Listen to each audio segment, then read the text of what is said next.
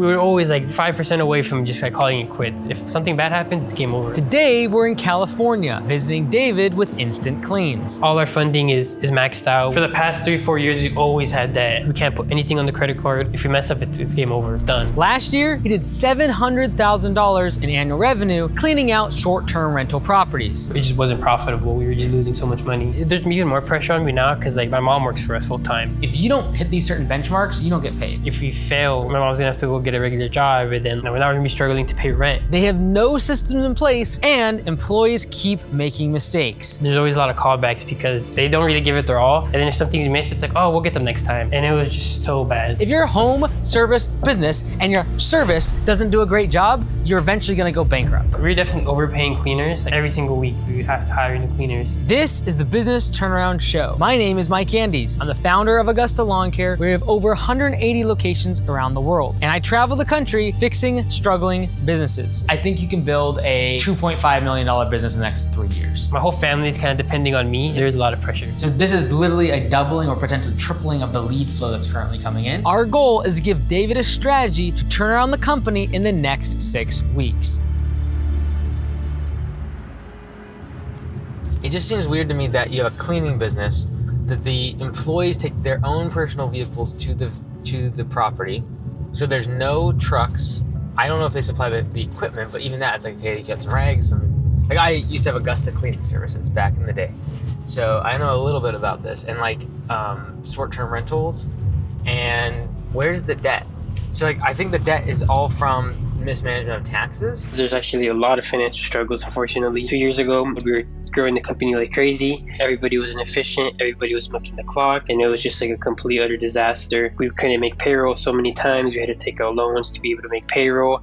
And pretty much had to set up another long-term plan with the IRS. And now we're pretty much back on the same boat, trying to pay those off. I think it was like $7,000 at one point that we were just paying in pure debt payments. So to be $100,000 in high interest debt, essentially, it's pretty scary. So $7,000 a month, probably half of that is interest, unfortunately. That'll bleed any business. Again, they have a profitable business, but when you have that much debt, it's gonna take them, like he says, at least a year or two just to pay it off. We were this close to paying it off. We would have paid it off by next month. Then taxes hit and we did not have enough saved up. We're just so behind and the debt's just all snow piling up. We're kind of just again in another standstill. It's pretty demoralizing when they almost had paid off their last debt and they got hit with this massive tax bill. I do follow pretty much all videos that Mike pushes out and his team pushes out. I even have his book right here.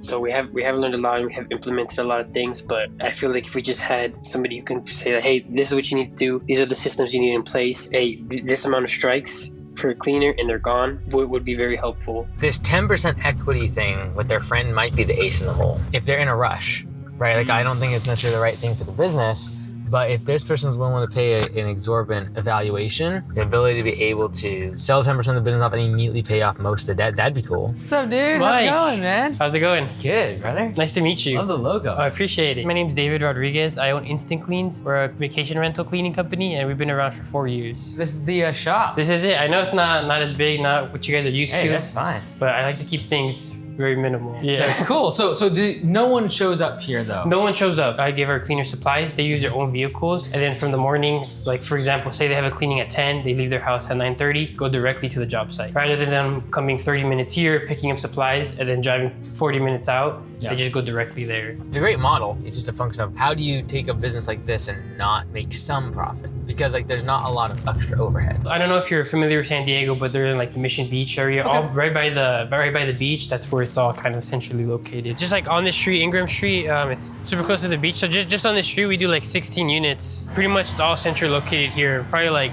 30, 40 units just like in this little, I guess like beach community right here. In terms of like the overall structure that you want the business to be, I see you as kind of like sales. And in terms of operations, right now you're kind of juggling that with your mom, is that right? Exactly, yeah. There's even more pressure on me now because like my mom works for us full time. If we fail, my mom's gonna have to go get a regular job and then like rent here is super expensive. So now we're not gonna be struggling to pay rent. Since I was 12, we kind of just grew up as a single parent household. So my mom was actually working cleaning offices from 6 p.m. to 3 a.m. And then in the morning, she would wake up and clean residential homes. When I graduated high school, my brother were like, okay, well, pretty much we kind of just started marketing for her a little bit. And then we got a good contract, right, of like 9 homes here in San Diego. Kind of just grew it that way. So my mom was cleaning.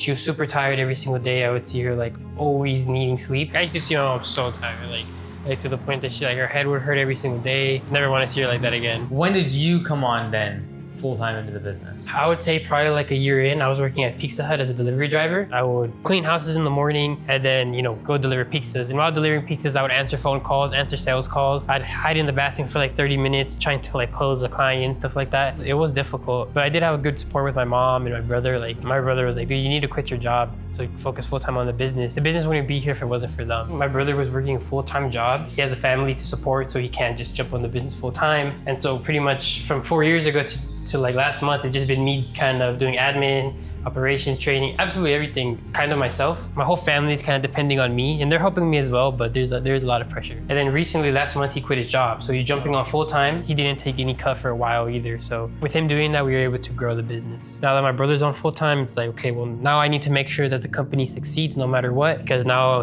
my nephew and nieces need to, have a roof over their head and they need to eat. He lives in Virginia, so it's like a 3-hour time difference, but he's moving to Colorado, which is only a 1-hour time difference. So he's mostly focused on admin, managing the team. Exactly, yeah. Which is most of what you're doing because all of your crew is doing their own thing. Exactly, yeah. So like right now he's kind of doing like a big thing is like hiring. Like I didn't have enough time to hire. You know how you have your central command? That's what I want him and my sister-in-law to be. They do scheduling, payroll, all that stuff. Exactly, yeah. So pretty much Monday to Friday, and then me and them are going to alternate weekends. I'm glad that I jumped in and that we can grow the business, and then hopefully we can all make an exit in a couple of years is the game plan. And so like the last few years, give me the revenue once you joined, came on full time. Like what was that looking like? So I will say we got super lucky. And so right now, like a big thing is client concentration. Like we have a big client that has like gives us over like $40,000, like $30,000 in revenue a month. It's about 50, almost 50%. Yeah, like having almost half of your revenue coming from one customer is certainly scary. Like what are you gonna do? Cancel the contract? So it's like you're gonna go get other contracts that are also that large, or you're gonna do a whole bunch of little contracts that make that the size of that one big one less meaningful. But you can't have it where tomorrow 40 or 50% of your revenue could leave. Like you're just building the business on a weak foundation. And is that one property or is that one client that has multiple properties? Multiple properties. Got it. I will say we have niched ourselves pretty into that company that we're almost like really needed in there, that if they didn't have us, the company would kind of fall apart because we do all their cleanings for them. And so we'll like let them know like, hey, this is broken. Hey, this is, or like scheduling wise, right? You're basically in property management for them. Exactly. I think it's like 23 homes that we do for them. This one probably takes like 2 hours. Yeah, so for the most part, we always just look just to make sure that there's nothing left. Just because you never know what could fall out of people's pockets. We found crazy things in here. The bathroom is super important. At least 2 extra rolls.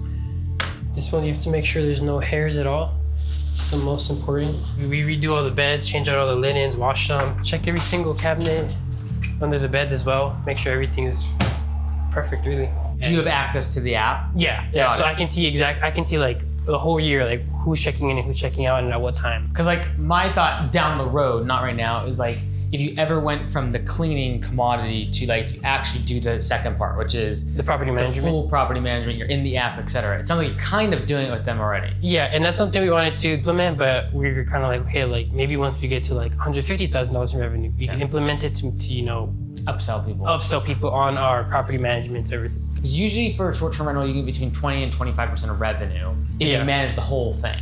Gotcha, from soup to nuts in terms of clean it, you make sure it's filled, you restock stuff, but it's a whole different business and it's way more admin heavy than what you're currently doing. Exactly. This just quadruples with like toilet paper and paper towels, exactly. Like the whole nine. Yeah, and I'm sure we could, like if we offer it, I'm sure we will get some people who want it. Right. But for right now, it's kind of just like, hey, like just focus on one service, optimize it, and then grow your revenue, and that's it. They don't have a shop space, they don't have offices, fancy stuff. Like, where's the debt? This might just be a time, like a waiting game in terms of you have a profitable business and just a matter of time to pay off this massive debt. When you make the model more scalable, like technically you don't need to be there. And I know that you got another service area that's quite a ways away. We actually have 2 other locations. We have Malibu, which is like 4 hours away. Okay. We have Newport Beach, which is 2 hours away. And so my subcontractors in Malibu, we give them 75%. So those ones we do subcontract. Just the Malibu ones. Because it's so far away, and I don't have to drive up a lot. Right. Technically, we could really scale this, but he doesn't have any systems around operations, and that's why he's giving 75% of revenue away to the people that are far away.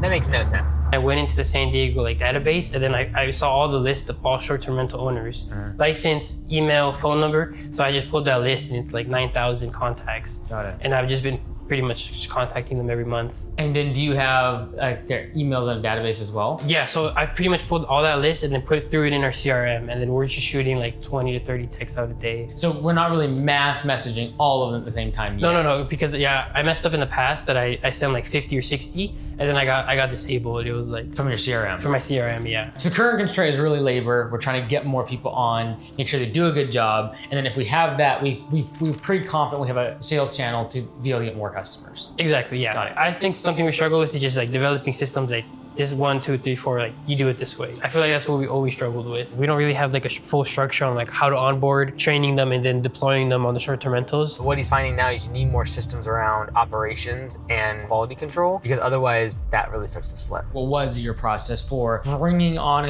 a cleaner, training them, and then making sure they actually do a good job? If they call and you ask, hey, do you have cleaning experience? And they go, oh, well, I don't, but I clean my house. So it's kind of the same thing, automatic red flag. Yeah. It's like when people say they like pulling weeds in their garden. Exactly. It's like, it's not the same thing at all. So if someone does a callback, a customer calls back, they complain, it's not looking any good, blah, blah, blah. Is there any downside for the employee right now? For the employee. Yeah. No, they don't really give it their all. Yeah. And then if something's missed, it's like, oh, we'll get them next time. You know, like, Right. oh, I'll do better next time. There's always a lot of callbacks because our employees even feel rushed because we give them so much work. So that's something we want to implement with performance pay. If you do a bad job, you only get paid, you know, your minimum hourly rate. That's Right. it for the time you were there. I have some ideas in terms of how can we tie their compensation and their commission percentage to their performance. Because like doing P for P, pay for performance, it's like if you just give someone a percentage of their labor revenue, yeah, they're gonna go fast, but they're not gonna do a good job. I think we can create more accountability there, but like from a legal perspective, is there a reason we can't do 1099? But we can do 1099. I think it's just the fact that we do want to sell the business in the future, and I don't know if it will be as valuable if we only have 1099s. Should we do 1099s just to make more money and just to grow the business? Like it's always in the back of my head. Should we switch or should we not? I look at the scalability. If you have a $2 million business that you want to sell and you have a bunch of W-2 employees, great, you'll get some multiple on it. If you have a $20 million business, because now you can attack the entire state or the entire country with subcontractors, then it becomes, you are a sales machine. The thing that you've actually tapped into is get the certificate licenses for short-term rentals, and then you create a sales process and a sales system to just get tons of customers. And then you create on the operations side and admin side systems in place to manage all of them, make sure people are doing a good job. Gotcha. That's the business model. Like if the business model is we hire people to clean other houses, that's a commodity. But if you can create a system that every day there's hundreds, thousands of leads coming in, and then you have a process for hiring them, training them, and keeping them accountable, that's a very, very profitable and scalable business model. I think like from a 1099 perspective or W-2, we can build the compensation model in a way it's like, if you don't hit these certain benchmarks, you don't get paid. And if it's 1099, it's easier because I don't have to worry about overtime and base pay and all this stuff. It's like, hey, this is a straight amount. And what I would probably do is do some sort of tiered system of your commission based upon callbacks. I like the commission model, but you've got to have a countermeasure to quantity and like how fast you go. And that is what they're facing right now, which is they having callbacks and the quality of services slipping, etc. Being able to have it where their commission is hinging on great quality, I feel like it should be more like a tiered system, and like how long since their last callback, for example, could be a measure of how much the commission they're making. There's so much overhead right now you're eating, but like managing extra stuff, doing extra training, going back to customers' properties, doing quality control. If you can just cut all that out, we just want to focus on how do we onboard and train people and how do we sell customers. Gotcha. And then we just pair the two together. This middle part right now is where we're getting really messy because it's hard to keep them accountable, hard to keep them doing a good job, the highest quality standard. Like we just need to like make that part of the system. Really what I'm asking Dave to do is for Instant Cleans to get out of the cleaning business, the doing of the work. I want them to become a recruiting agency to go out and get 1099s and then match them up with a great lead funnel that is bringing in people that have short-term rentals. I want to get out of the doing of the work and focus on sales and making sure I connect these 1099 contractors. And here's the thing, ultimately what you're selling is an output to the customer of a clean house. That's it. And as long as they're doing that and the customer's happy, you don't care. And so you just create a system in place where they're incentivized to figure it out. If you're trying to sell the business, this is not something no one wants to get into. Managing materials and we'll drop it off here. They don't want that. They want, can you automate how we find people, train them up, and then make sure they do a good job? If you can automate that loop and then automate your sales process where there's people calling these 9,000 people and setting appointments for you to go sell them. And then there's text message and emails going out. You go to a new market, you know, okay, we spend X amount on marketing, we spend X amount on a closer and a setter, and we have immediately 100 customers. Like that's a scalable model. Gotcha. That's really interesting to a buyer. How long do you want it before you want to sell it? Do you have like already in mind? I would love to do like 2 to 3 years from now. Oh, you're going out. Yeah, I think it would be best. Okay. Cleaning isn't really my passion. We definitely do want to sell the business to invest in other businesses or to start a business that we're more passionate about. Okay. Yeah, that's what I want. Me and my brother wanted to like, sell the business, make some money, and then go do whatever else we want. Okay, so that refines things. So I was thinking 10 years. So 2 to 3 years, now even more conviction that like, we do not want employees. It's important to know what the goal of the business owner is. If David would have told me that he wants to run this business for the next 10 or 20 years, I would have approached this in a very different way. But given the fact that he has a 2 to 3 year window where he wants to sell the business, I'm just gonna optimize how do we improve the enterprise value and how much he can get during that sale. That's all we're gonna focus on. We want to measure the output of happy, satisfied customers. And that's it. And that's it. Let's just focus on, we do 1099s, and then we just show compensation charts for incoming employees. If we keep doing what we're doing now with employees, I think you can build a... Real quick, before we continue with the episode, I want to introduce you to home service web design. If you are a home service business owner and you're trying to get more leads and drive more traffic to your website, with great search engine optimization, you'll definitely want to check it out. Its flat monthly fee will allow you to grow your business, and most of our clients, within 12 months, double the amount of lead they get from their website. I think you can build a $2.5 million business in the next 3 years. What's the ownership breakdown? Is it your mom? Is it you? Who So pretty much it was me and my brother 50-50. We got an investor who bought 10% last month. Oh, so that did happen. That did happen. Okay, this is huge. He actually got the partner, was able to sell off 10% of the business, which kind of stinks, but give us the liquidity available to be able to pay off the credit card debt. Big win. Now we can think about the future and actually growing the business. We did want you to review it, but it was just not enough time. Got it. Like it had to be done. And so pretty much now he owns 10%, and then me and my brother both do, I think 45. And so what valuation, like did he put cash in? What was his? Yeah, so he bought it for 80 grand. So was that able to pay a big chunk of the debt off then? We still owe the IRS $30,000, but we just haven't paid it off. We're on a payment plan. We able to pay off all the credit card debt? All the credit cards all gone. Oh, good. We have no credit card debt. Let's go, dude. Yeah, dude. I'm excited. Yeah, on our way here, I was like, that's like our ace in the hole is like, can we sell a piece of the business and then just pay it all off? Going into the day, I thought there was $70,000 of more credit card debt, and they were paying $7,000 per month on chipping away at that, just with a whole bunch of interest. I already knew about the $30,000 of IRS debt from mistakes made in the past around taxes. But the fact that $70,000 is behind us is a huge opportunity, because now we can spend $7,000 a month on growing the business. For the past 3-4 years, we've always had debt, and it's like, finally we have no debt. We're able to pay off all the debt, wipe the slate completely clean, and now we can just focus on scaling the business. This is the office. That's super cool, man. This is perfect. So basically, we've paid off all the credit card debt. We have $30,000 left that we owe the IRS. Yeah. Does he have any say in the business? No. So he's in it for a 3 to 5 year exit, essentially. Exactly, yeah. More than a year ago, we actually took a loan from him, and we paid it back super quick, so he already kind of had that trust in us. And what's his expectation of the exit? Like, it's like in terms of time, and then think in terms of valuation. So for him, it was more, he's a good friend of ours, and he really told us, he's like, hey, I'm not really investing in the business, but I'm investing in you guys, because I believe in you guys. One of my brother's like mentors, he recently sold his Sonic company for like $4 million,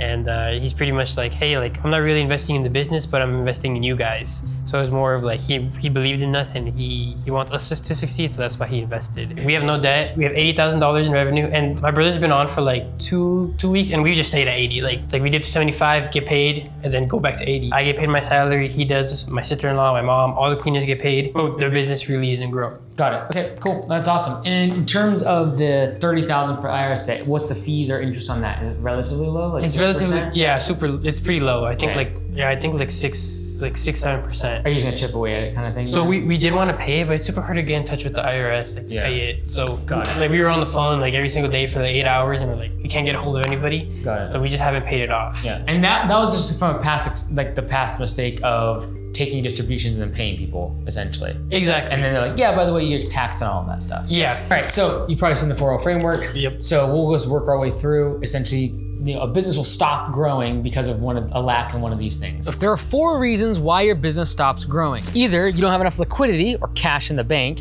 you don't have enough leads, you don't have enough labor, or you don't have enough leadership. This is what I call the 4L framework, and it's a cycle you keep going through as you grow a business. All right, so from a liquidity perspective, we have the $30,000 of taxes.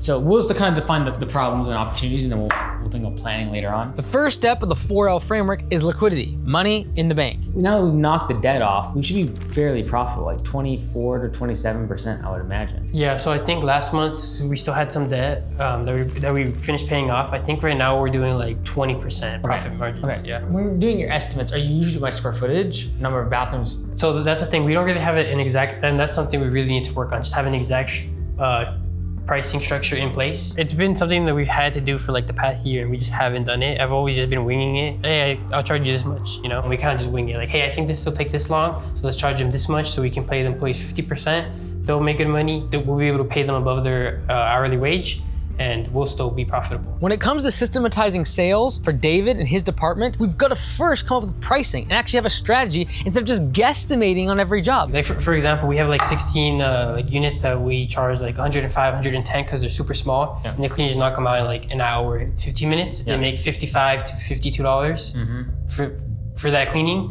and then that's it. So I think within an hour, you create a matrix on this. Like bedrooms, bathrooms, square footage, and there's your pricing. And maybe your first initial visit, because you don't go in person, is we charge X amount per hour. Gotcha. Right? So say on your first visit, to get it up to the instant clean standards, you're gonna charge X amount per minute. And then after that, here's your price. Yeah, I'll pretty much take a little like a deep clean at first, and then just like a regular standard turn every time. Yeah, like there's no reason to go visit in person. You could even do it, one thing with short-term rentals is do it based upon their occupancy. Or not their occupancy, but their occupation limit. Yeah, like 10 people. Yeah, exactly. So it's like, hey, you have like 4 different variables. You know, bedrooms, bathrooms, square footage, and what their occupancy rate is. Gotcha. Because like that's a huge determining factor for the use of the property, right? So I think you could literally figure this out in a day. I think so. Right? And then the reason is because I want that system to be used over the phone. These are things that we already know, but if we just sat down for half a day, we'd be able to create a matrix by which, based upon certain variables, we know the pricing with certainty. And if you have that pricing matrix, if you have a system for pricing, that's a system that can be passed off to someone else down the road. So where your admin folks, they can sell these jobs over the phone. Again, we're thinking about how do we create something that can really scale here and that becomes valuable to someone. You going to properties to get the pricing is just not gonna be good. But I think it's something that we need to have down just so I don't have to sell myself personally. It's like, hey, any admin person can just like plug in the numbers and it's good to go. This is your rate. And if the client says, oh, can you do this? Just no, we can't. And if he doesn't create a pricing system, he'll never be able to sell this business and pass this on to another buyer. In terms of the lead flow right now, we're scraping these lists, we're sending out emails, but we don't have any way to mass message them now because the current platform on Go High Level is limited to like 30 to 40 a day. The second step of the 4L framework is leads, getting more customers. I'm not sure what the opt-out rate has to be. We get like disabled for a certain amount of, like suspended for like a week or so. Oh, really? Yeah. So it comes down to 0. Down to 0, then we have to do the A2P authentication again, and it's, it's just a matter of getting a platform that actually allows and is built for mass messaging. Gotcha. So mass message, that would be an opportunity. The other thing is right now you are really doing all of the sales, correct? Pretty much, yes. Like you cold call people. Yep, message, cold call, if somebody calls us. Cold call strategy.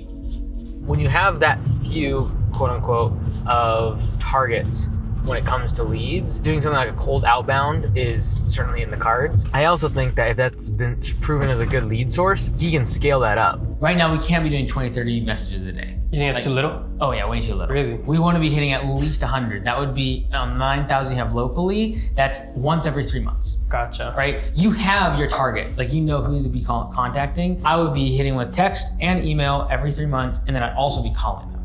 The calling part takes a lot more effort and a human being. Yeah. But I think we passively, if we can go from like right now you're doing 20, 30 a day, like how do we 5x leads? We just go to 100. Literally this is doubles the business because right now your lead flows depend on 20 to 30 outbound messages a day. Yeah. Like how often are you doing cold calling? Very infrequently because you're busy in operations. Exactly, yeah. So my hope is like how can we just automate going from 20 messages a day to 100? Yeah, just we double the business. Gotcha. Right? So this is literally a doubling or potentially tripling of the lead flow that's currently coming in. And now when that lead flow comes in, we have systems in place to actually close them with over the phone pricing. Let's say you spend $300 to $400 a month will get you text and emails to all that at mass. Yeah. if you spend that kind of money, it's hurtful, but it's cheaper than right now you even spending a day a month doing cold calls. Gotcha. Yeah. So I think you're smart enough in terms of like what the drip campaign should look like, what we're trying to offer them, et cetera, et cetera. Exactly. Yeah. Because you're going after people who already have a short-term rental. There's only two customers. One is the customer that is currently doing it themselves, and the other is the customer that is unhappy with their current provider. Exactly, yeah. And so the first group is what everyone tried to go after, but it's a very small group. Most people that have a short-term rental, they aren't going to clean it themselves, and they've already got a vendor. So you just want to attack all the pain points that they're currently facing. Yeah. Are you tired of having people complain about empty toilet things? Like whatever that, the 3 or 4 things people mess up on, and you just harp on them. And then I was also, whatever those 3 or 4 things are that is the most common issues that you're targeting for your marketing, make sure that your compensation ties back to it. Okay. It's like you don't mess up on those things. Gotcha. I trust you enough to be able to like create mass messages that aren't spammy, that just look natural. Yeah. That sort of thing I think you already know. Yeah, 100%. Doing something like a cold outbound is certainly in the cards. He can scale that up. Like, he doesn't have to be the one doing the cold calling. He could have a setter that basically sets the calls for him, and then he's not doing that all the time. We're in Malibu and we're in Long Beach. Is it Newport Beach. Newport Beach. Yep. But like Newport is really where we're at. Malibu is just like got a couple random contracts coming. Yeah, so Malibu used to give us so much revenue, like 20 grand in revenue. And then this past year, the Malibu fire happened. We had like 9 homes that were with this certain contract that we had. 4 of them completely burned down. 1 is still in remediation, so we're only left with 4 right now. Wow. We would have been like 85 grand revenue if that would have not happened. But and that was that big one contract? Yeah, exactly. Okay, Yeah. cool. We do have some right now like revenue concentration. Yeah. Because of that one big contract. I'm not super worried about though because they have a whole bunch of properties. It's not like it's one property that's generating all of that. And it sounds like you're pretty anchored inside of that. Yeah. I think also that when you come to sell it, like in a year and a half to 2 years from now, I would really experiment with offering a upgraded level of service that does the full property management. An area of opportunity, but also a potential distraction for instant cleans is the ability to actually add more value to the customer and be able to charge them more. So instead of just cleaning their house, also managing the guest experience, the booking process, and the communication with the person that's coming to the short-term rental. Communicating with the guest, everything on the messaging apps, etc. You could probably get twice as much revenue. Gotcha. And so I think it's like, okay, if we can build a business that does $2.5–3 million of the cleaning, I think you can almost immediately tack on another $1–1.5 million with the property management. And then if you go to a buyer, that looks more appealing. Yeah. Because your customer acquisition costs can be higher, and because your lifetime value of your customer is so much higher. Yeah, exactly. Now, the reason I say this could be a distraction is because they have a good thing going, and I don't want them to focus on that now. That's a whole nother level of complexity. But certainly an opportunity if they want to double the lifetime value of a customer simply by adding a service that is exactly adjacent to what they're currently offering. All right, labor. I think we can do 1099, but it's gonna come down to creating systems for quality control. The current constraint in the business for growth is labor. They've got to figure out how to get more people to do the actual work. So I would just straight up call the labor department. I know especially with like the whole tax thing in the past, it's scary of anything to do with that. So like just call them, be like, I have a cleaning business. This is what I do. What do I need to do to make sure I'm compliant to be a 1099? We want to cut out any sort of payroll. We want to cut out having them have to clock in and out. We want to cut out inventory management. We just want to make sure that all we're trying to do is get the output the customer wants, which is having a clean house. You even ask them like, hey, if I provide uniforms but don't require them, is that okay? Like these are the type of things you could ask them and just like get really, really clear, can you be a 1099? Gotcha. They will have very definitive answers for you. You record that call just in case. Okay. Don't tell them. But it's a matter of I've recorded every call I have with the Department of Revenue and Department of Labor.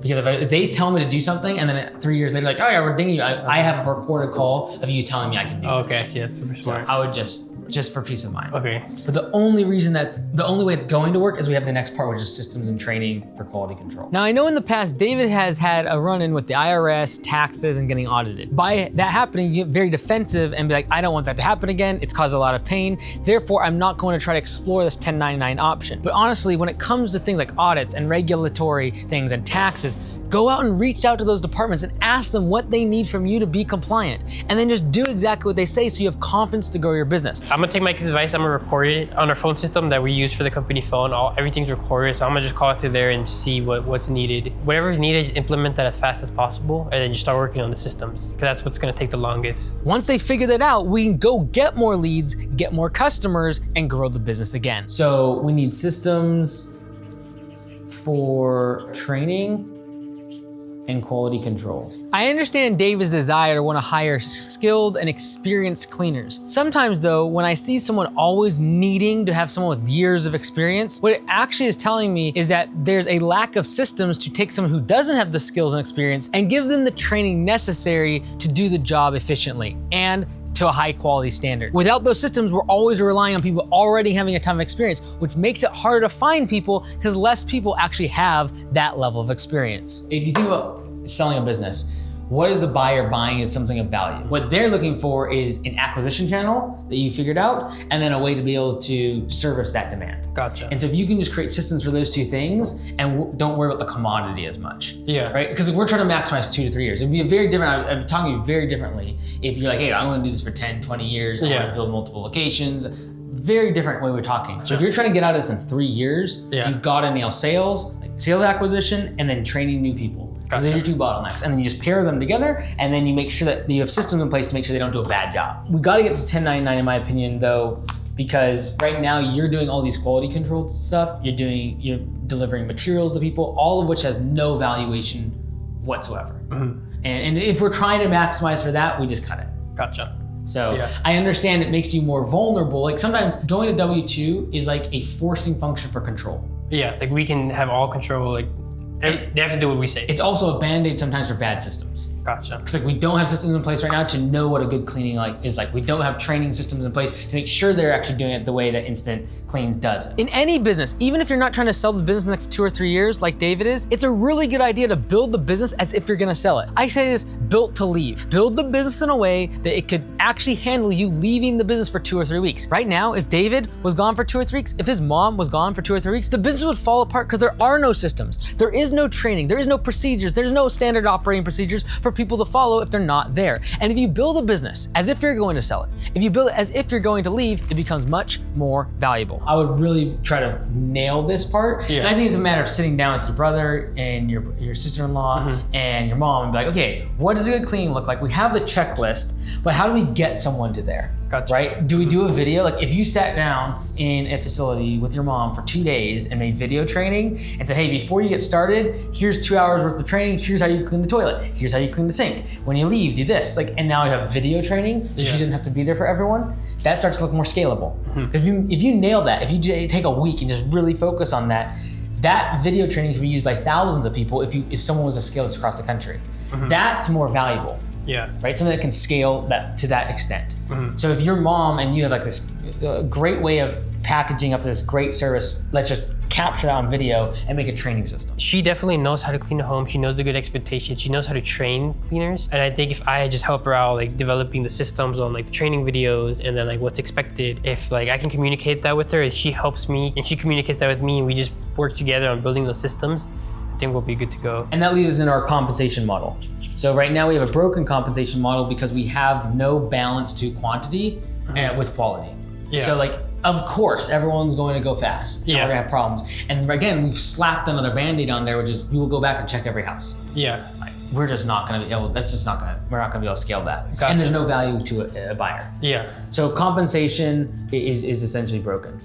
We have a broken compensation model. So creating that standard for service is gonna include video training. Once someone's onboarded as a contractor, like having a very clear system for them. Right now, you're very much leaning on, you get hired, we then do on-the-job training to make sure you do a good job. It needs to be, we onboard you, we teach you what an instant clean is, and then here's the video training to make sure you're up to that standard. Gotcha. Then we hold everyone to this standard. And so if you want to get more money, you do this. I see. Right? And then you just walk through your compensation model. You walk through like how things to be done, what timing, like all of the things that you already know, the things she's training them vicariously, you just need to systematize it. The only way it's going to work is we have the next part, which is systems and training for quality control. Your compensation model needs to incentivize quality. Right now, we just are incentivizing quantity. I would say there should be some sort of 40 to 60% sliding scale. We can afford 60, you might even go higher. You might go 65% if you're doing 1099s. I will leave that part up to you, but we need some sort of sliding scale. Does it reset after every week? Do we allow them to have, what is permissible in terms of callbacks? do we allow people to really climb the ranks if they have like no callbacks for months after months after months? Because those are the people you're actually concerned about potentially with 1099s, is them taking away your customer. Yeah. But you can incentivize them so strongly because they're so good at their job that you're not hardly doing anything. If they're not making mistakes, you're making good money. Yeah, because you're not doing anything. You're just managing their You account. could very well probably get this to 65%. Yeah. Right? Do I like giving away 65% of revenue anytime? No. But if they're managing all their own stuff, they're managing their timing. Like the only thing you're really doing is getting the customer, connecting with the labor, and then managing billing so they don't have to think about that. Gotcha. Right? And communication with the customer directly. And so if our top cleaners can make more like 30 plus, because they're at 60, I would even say potentially 65%, and they're on a sliding scale, then great. But if they're at 40% because they keep making mistakes every week, they will probably self-select out of the model. Yeah, because they're not making enough. They're making $20 an hour, $18 an hour. They should just go get a job someplace else. Gotcha. So they will self-select themselves out, and or you eventually fire them because they just are doing such a poor job. I do think a pay structure has to be that, like, there has to be some incentive if they do a good job or if they do a bad job. There has to be like a slider, right, that either goes up or goes down with the job that they perform. I think it's a great idea. I will also say this likely will become where now your outbound strategy that you're using for leads ends up where you're gonna go contact solo operators that are doing current in their cleaning business. Gotcha. That are looking for leads. Yeah. The same thing that you just did with your short-term rentals, you're gonna do with cleaning companies. Gotcha. Like pull everyone who's licensed, because you need them to be licensed and insured. So like pull out that list and basically put into the same system and tag them differently, because now you have a marketplace. Yeah. You're trying to connect labor and you're trying to connect leads. And so right now we've been going after leads occasionally in kind of a sporadic way, and then using W-2s to get labor. Gotcha. We're gonna switch it to where like this we're gonna systematize and get leads, and now we're gonna systematize getting of the actual labor themselves. Okay. And that's gonna be the same thing we're doing here, which is we're gonna have their text message, we're gonna email them, same exact thing. Regardless of what software you use, I would just tag, okay, this is our contractors and these are our customers. Right? So customers being everyone's short-term rental, contractors being everyone that has a small business that does cleaning in our market. Gotcha. And then just connect them to. Connect the two. Gotcha. Right? So I would do a 40 to 65% sliding scale for comp. When you go reach out to those contractors, you can say, hey, you can make up to 65% of revenue, and the only thing you do is clean. And let them manage. If they want to scale it up, they could get employees. Yeah. Let them pay them $25 an hour and make 32. And they create all sorts of systems for quality if they want, but like you have the systems in place for them. I see what you mean. Instead of having my mom go out to every single worker, right? Every new worker, like having to work 4 days in a row, hands-on with them, rather than just having straight videos, watch the videos. And then for 1099s, we're only gonna get experienced people, right? Correct. Or companies that are already established, or smaller companies, or family companies that already clean for a living.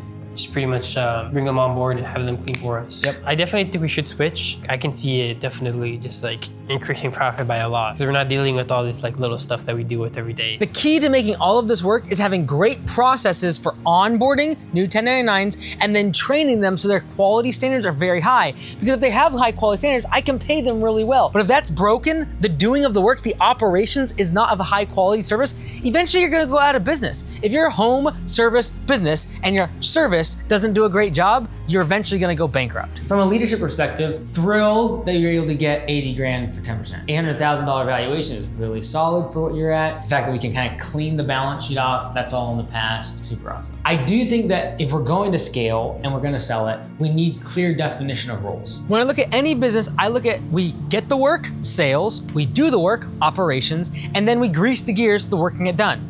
Admin. Right now, all the owners, all of the leadership is kind of doing a little bit of everything. They're doing a little bit of operations, a little bit of training. When there's a customer complaint, we all jump in on it, and that's fine. But if the business is gonna get to the next level, it's gonna get to 1.5 million, we've got to have the clear roles of who is sales, who is operations, who handles admin, and then each individually trying to systematize their role. And I see it as we have sales, we have operations, we have admin. Now, as I currently see it, you are a salesperson. It sounds like your brother and your sister-in-law are admin. Yeah, central command.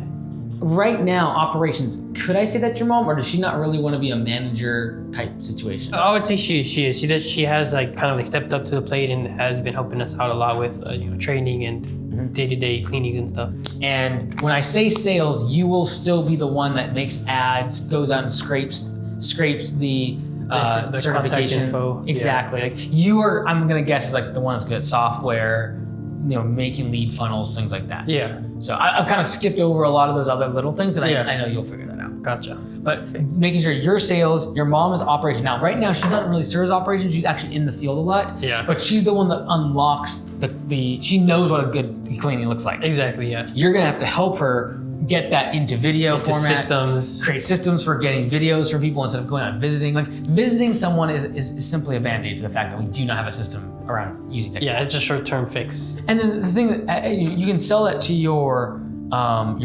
customer, your lead for that actually has the short-term rental in a very positive light. It's like, hey, just so you know, we don't just have employees. We have vetted companies that are insured, and we train them up to our instant clean system. And here's our system for training. Yeah. Like, here's everything that we're doing. Here's how we train them. We do video checks. We do this they have systems down. Gotcha. Like, as someone who owns a short-term rental, I want someone who has systems because I don't want to rely on a really good cleaner. Because if that cleaner gets whacked, what happens to my house? And so rarely, if you market that way, that customer that comes to you for that is rarely gonna go be like, I'm gonna work with your one-off cleaner. David needs to be the salesperson. Operations is gonna be his mom, nailing down the training and making sure we have high quality. And then the admin side, the greasing of those gears is gonna be handled by his brother and his sister-in-law. So there's really 6 things. We're gonna get a system for pricing so we can do over the phone. Then we're gonna use software that allows mass texting and mass emailing. So this is huge leverage, and I think it's a matter of you spending half a day. What software we're gonna use to plug it into, go high level, and just do that. Making sure viable option for 1099. This is a phone call away. Viable 1099. I'm not even asking you to switch everything over. I'm just saying,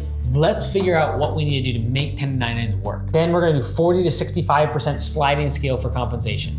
And that's all gonna be based upon quality. Yeah. Right? And this is how you pitch this to your team when you have to switch them over. Like, hey guys, we hate the fact that some people are capped here at 50% and you deserve more. Yeah. We also hate the fact that there are people that make the exact same amount, 50%, and they don't do a good job. Yeah. So what we're gonna do is now make a sliding scale where you can make more if you do a great job and you can make less if you do a poor job. Of course. Then we're gonna create a standard of service. These are the 3 or 4 things that must be done in order to have an instant clean. Really getting granular about that, talking about that with your leadership team. Yeah. Of like, what are the 3 main things? Gotcha. And if we have the 30 or 40% checklist and we have video, great. But if we could really market this to our customer, what would we say? And then sales operation admin, defining what that is. This is a matter of probably spending half a day with all of them. Like, hey, who's responsible for what? That's how this business literally can do 3 million, I think, with this setup. Gotcha. Yeah, just like sales, operations, and admin. Yeah. Everybody doing their tasks. I really look up to Mike a lot, and definitely in the future I want to help Hispanics or Mexicans like that are maybe in the bad spot or like kind of like how we were struggling in the past. I would love to use Mike as an example and kind of follow what he does, but for cleaning companies. And in 3 years, if you're doing 3 million, you have 3 markets, you have this structure set up, you're running a 25 to 30% margin business, and you tell someone there's 5 other markets that we think are viable. Do you want to buy the business? That looks really interesting. Gotcha. I wish I know it was like a 6-week plan, but we have not been, it was like way too much to do in 6 weeks. More than anything, what's been taking a long time is the employee part, making sure, everything's actually like fully in compliance with, California law. Actually today, funny enough, we have a meeting, I have it at 2 p.m. with a local employment law lawyer, attorney. So we already have the game plan set, we have the pricing structure, we have the sliding scale, we have everything pretty much. All we really need is just, we're just gonna, go over the plan with him and see if he has any advice on, what we can do, just to be fully compliant. So for the sliding scale, we're doing 45 to 55, and then we're just starting off at 45, and then we'll see. But every employee that we talk to about it is like 100% on board. Yeah. So actually, in the contractor agreement, we're doing this like online checklist that's mandatory after every single cleaning. And in that mandatory checklist is literally like they have to upload the 4 pictures, the after pictures with pretty much the very detailed checklist after every single cleaning in order for them to get paid. We're hoping that as long as they do that every single time, and it's in the contract that and using the sliding scale as well, they won't have to go out there as much. That's honestly, it took forever to do that. To delegate roles. So that's actually what's kind of taken the longest, rather than everybody kind of doing a little bit of everything. Me and my brother have really been like, we really just wanted to create more of a routine for everybody. That's kind of like the issue that we were like, there wasn't no routine in our day. It was kind of just like everybody does something, like whatever's needed, you know. So me and my brother have been working on like a daily to-do list for the admin. Yeah, I think we got it down. I think pretty much the whole plan is like ready to go. I think we're just honestly, I'm just waiting on that attorney to give us the green light. We're gonna. That definitely took a long time. Also talking to like the labor department in like, California, they were terrible. Like I couldn't get it. Like I called multiple times and I couldn't get a clear answer. So I was just like, you know what? Let's just pay for an attorney. I mean, we can afford it, so let's just pay for one. Yeah, you know what? We haven't changed the messaging software yet. Totally forgot about the mass messaging. I'm still gonna look into that. Yeah, we've always been back and forth with W2 1099 to like, it's been like 3 years now. Like, you know, we'll go a couple months, we'll be like, you know what, should we do 1099? And then we'll scrap the idea. So, you know, when me and my brother said, like, you know, if we're gonna do it, like, we're gonna stick to the plan and just go through with it. We'll save so much more money and we'll be able to pay the clearance more, which is ultimately what I want. That was amazing. I was stoked on meeting Mike. You know, I look up to him a lot, and so it was like the best birthday present ever.